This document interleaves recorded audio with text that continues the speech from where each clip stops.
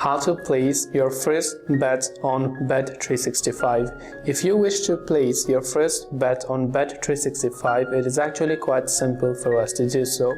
First of all, you want to simply launch the Bet365 Sportsbook application. Then you want to make sure to log into your account by tapping the login option from the top right. Now also you have to ensure that you deposited money into your account. Now in order to place our first bet, we have to simply choose a sport or an event. So you can say different sports that are currently happening. Once you select a certain sport, you can also simply select a certain market.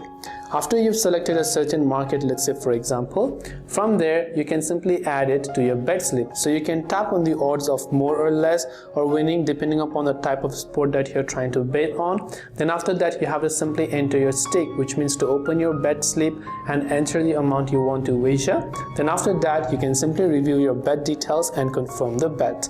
This way you will be able to place your first bet on Bet365. I hope the video helped you. If you have any questions, feel free to leave them down below. Thanks for watching till the very end of this tutorial, and see you soon as always in the next video.